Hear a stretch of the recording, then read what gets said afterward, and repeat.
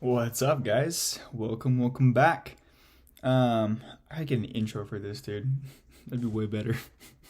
Anyways, good, good to good to be with you guys again.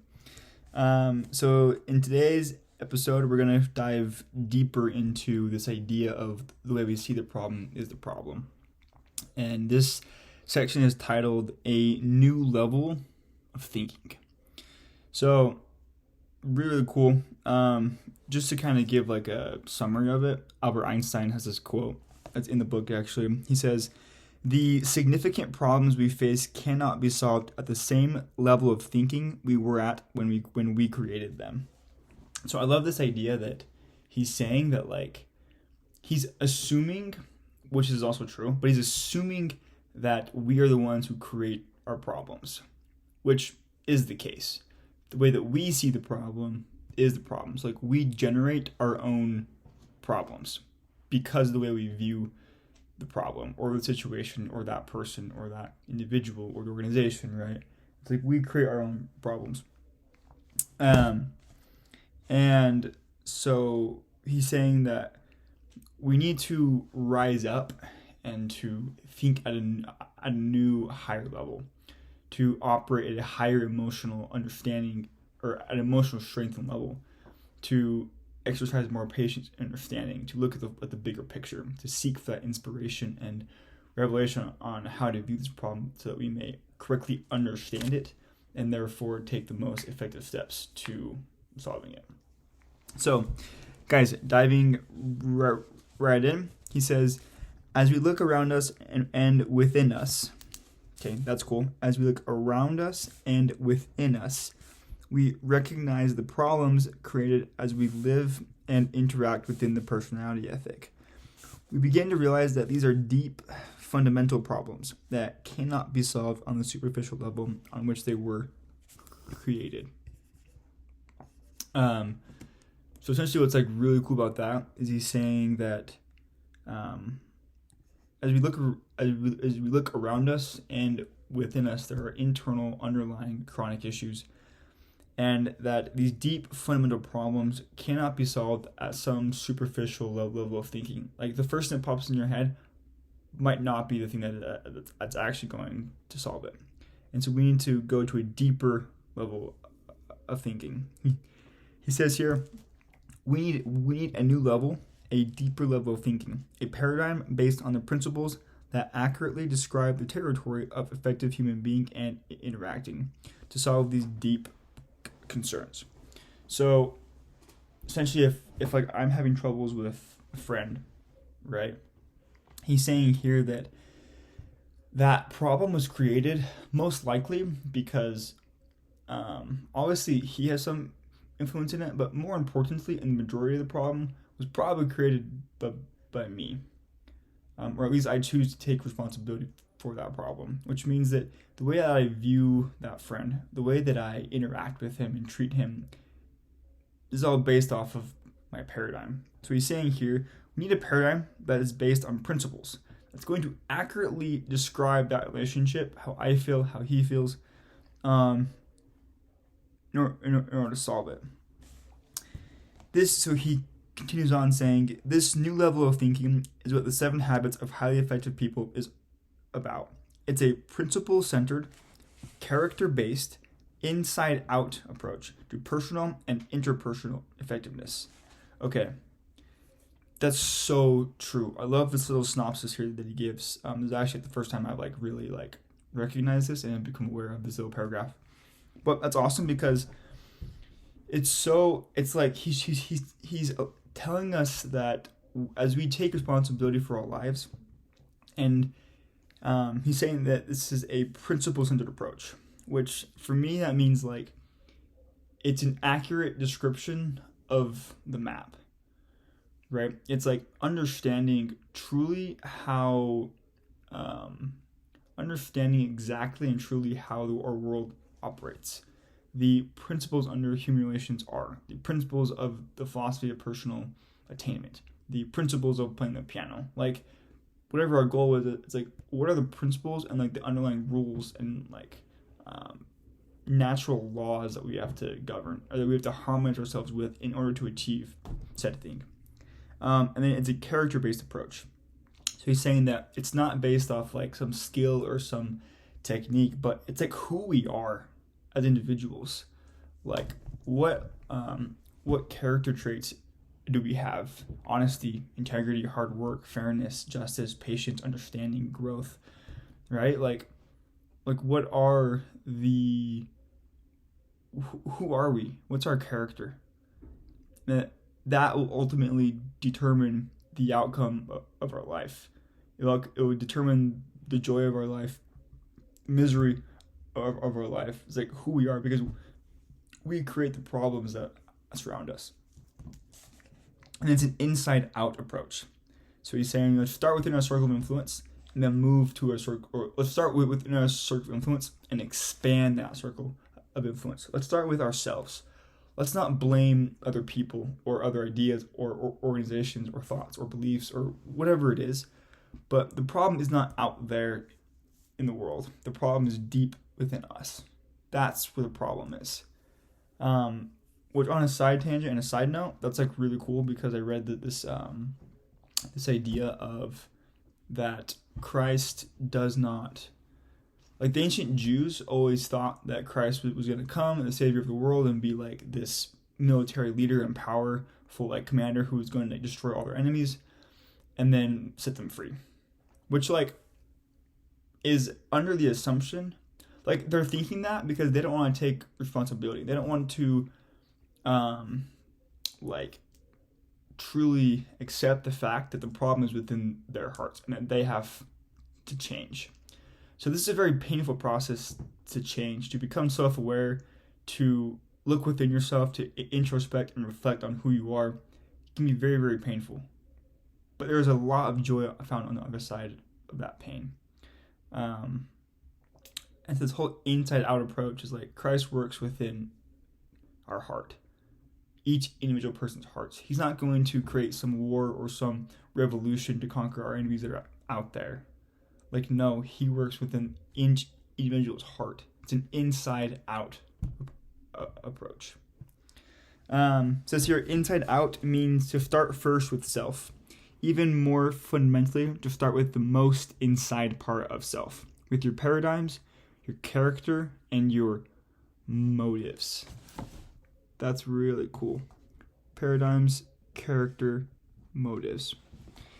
It says if you want to have a happy marriage, be the kind of person who generates positive energy and sidesteps negative energy rather than empowering it. If you want to have a more pleasant, cooperative teenager, be a more understanding, empathic, consistent, loving parent. If you want to have more freedom, more latitude in your job, be a more responsible, a more helpful, a more contributing employee. If you want to be trusted, be trustworthy. If you want the secondary greatness of recognized talent, focus first on the primary greatness of character. Wow, that's so gold. The haves and the bees. If you want to have something, then be something. That's really powerful. If you want to have something, then be the equivalent of that something. Really cool. Continuing on, he says, the inside-out approach says that private victories precede public victories. That making and keeping promises to ourselves precedes making and keeping promises to others. It says it is futile to put personality ahead of character, to try to improve relationships with others before improving ourselves. Wow, that's gold. That's like really true though, taking this whole like tree example of like the branches and like the corrupt fruit, right? If we ourselves are that corrupt roots and we keep trying to improve the fruit, but we don't do it in a way that like matters, then the roots are just going to keep producing corrupt fruit, and that relationship is like ultimately not going to last. We may be able to paint ripe fruit on the tree, like maybe make it look good or make it appear good, but ultimately at the end of the day, the tree is still going to produce evil, corrupt fruit. We have to improve ourselves before we can try improving others. We have to, if we want that recognized talent and recognition, we have to first look deep within ourselves and introspect and become aware of who we actually are. It says here, inside out is a process. So it's going to take time. A continuing process of renewal based on the natural laws that govern human growth and progress. Of renewal. It's based on natural laws that govern human growth and progress. Interesting. It's an upward spiral of growth that leads to progressively higher forms of responsible independence and effective interdependence.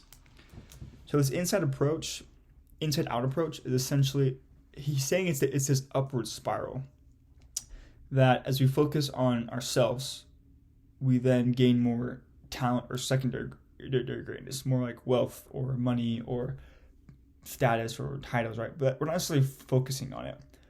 And then the more we get those things, the more that we should focus on our character to like govern it, but also to get more of it. So it's like this upward spiral that keeps happening to where we are then more independent people, responsible independence, and when we reflect on our character, we are then more likely to build meaningful relationships and have effective interdependence with other people.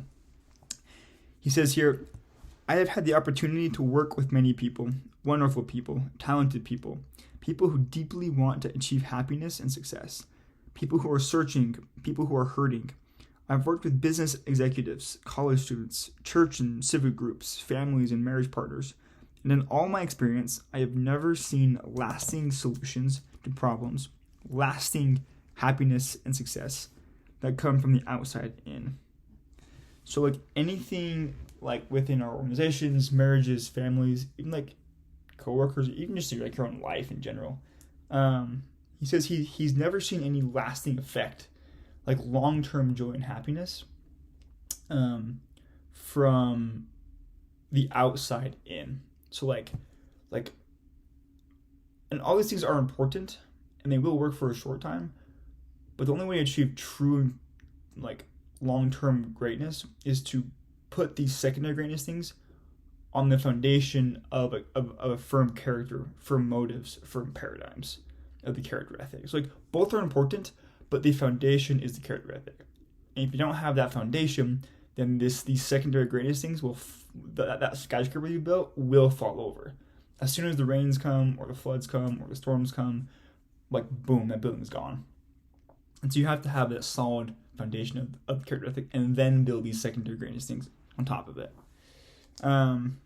So, and like this whole idea of outside in, that could be like trainings, it could be like counseling, it could be like just like advice, books, which like, all these things are great things. Don't get me wrong.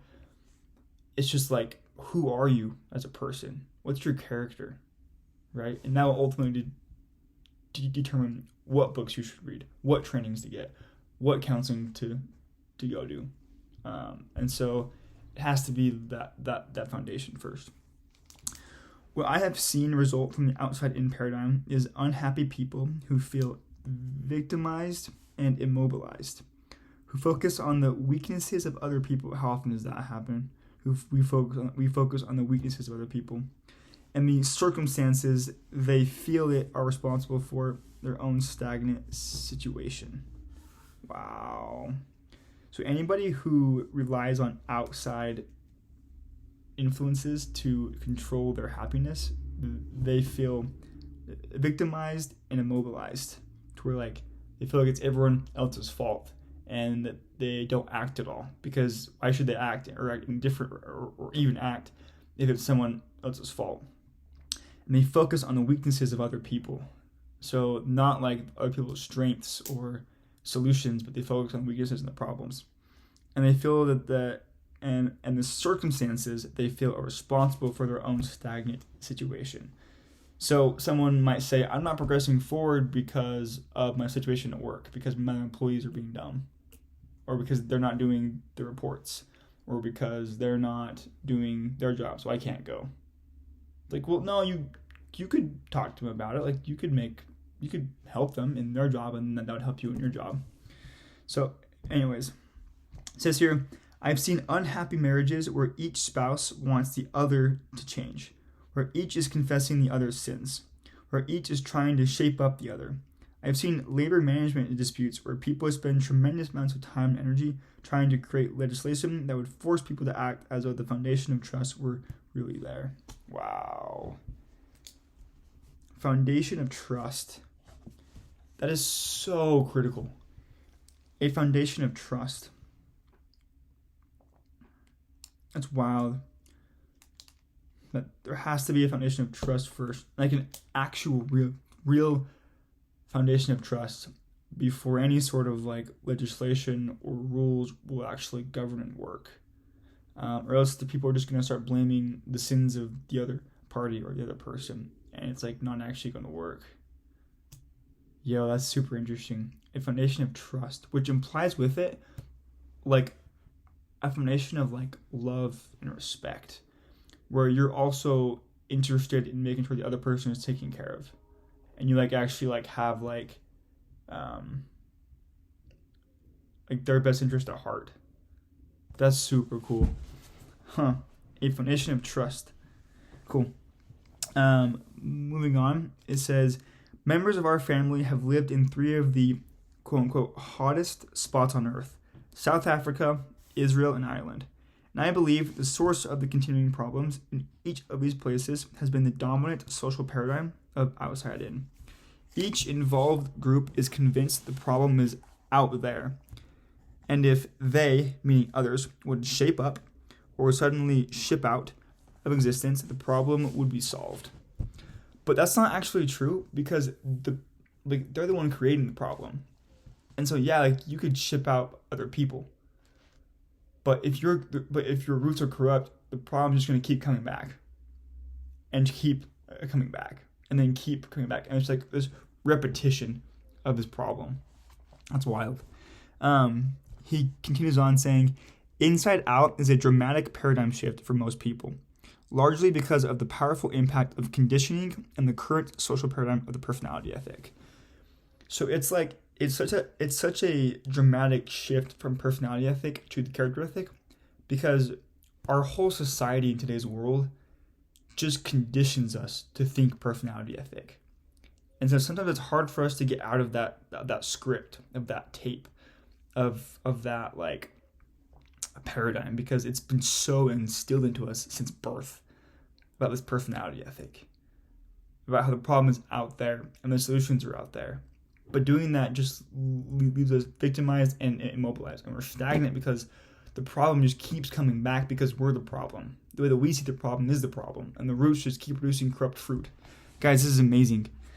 Continuing on, he says, but from my own experience, both personal and in working with thousands of other people, and from careful examination of successful individuals and societies throughout history, I am persuaded that many of the principles embodied in 7 Habits are already deep within us, in our conscience, in our common sense. To recognize and develop them and to use them in meeting our deepest concerns, we need to think differently, to shift our paradigms to a new, deeper, inside-out level. So what he's saying here, from what I'm interpreting and understanding for this, is he's saying that based on his study of the most successful individuals in societies, he's saying that the ability to confront our deepest concerns, the character standpoint, the principles we need, are already deep within us. They already exist. We just need to choose to tap into them, to find them, to discover them, to detect them, and then to use them and harmonize ourselves with them. But they're already deep within us. Like, we don't need to look elsewhere to find these solutions. But deep within our own conscience and our common sense, we have all the answers. We just need to look inside and find them, and then embody those principles. Whoa. All of the solutions are deep within us. That reminds me of so recruiting for my job, I honestly have not been super good at doing that. And a lot of that's just I just haven't put in the work. But what I'm thinking about this right here is a lot of times I'll think, I should go ask my VP of sales or my director of sales or the owner ideas of how to recruit better. And then this thought hits me and it's like, no, Josh, like you already know how to do it. You're just not doing it. Like you already have the answers. Like you could go ask them, but they would tell you what you already know. Like because they would tell you about principles to follow, which you already know to follow those. Like they'll tell you just work harder. So I just need to work harder. Like I already know that. But that also stems from like who I am. So like, I guess I'm just like don't work as hard as I thought I was. Like maybe like I'm not as hard of a worker as like I think I am. That's cool. Going on, as we sincerely seek to understand and integrate these principles into our lives, I am convinced we will discover and rediscover the truth of T.S. Eliot's observation. We must not cease from exploration, and the end of all our exploring. Sorry, let me restart. We must not cease from exploration, and the end of all our exploring will be to arrive where we began and to know the place for the first time. Okay, I'm gonna be honest with you. I'm not entirely sure what that means. But I think what it means is like exploring like inside ourselves. To where like when we go inside ourselves, like we think we know who we are. We think we've been there before. But as we explore ourselves, introspect, reflect on these principles that we already know that are already inside of us, and then like when we find new ones, it's as if we know that place for the first time. So the more you reflect and introspect deeper and deeper, the more you're like, wow, like there's actually a ton more here than I had originally saw and seen. Like I'm actually way more complex and way more powerful than like I had originally thought. And so you keep exploring yourself and becoming more self-aware. And as you do that, you know the place for the first time. We must not cease from exploration, and the end of all our exploring will be to arrive where we began and to know the place for the first time. That's kind of how I interpret that. But guys, that's it for today. Really excited for this. Next episode, I'm going to have a special guest on, the one and only Cody Hawes. So I'm really excited for that. We're going to go over kind of habits. Kind of like what is a habit and how you break out of a habit with him. He's amazing. I'm super excited for it. So stay tuned for that episode. And I love you guys. Have a good day.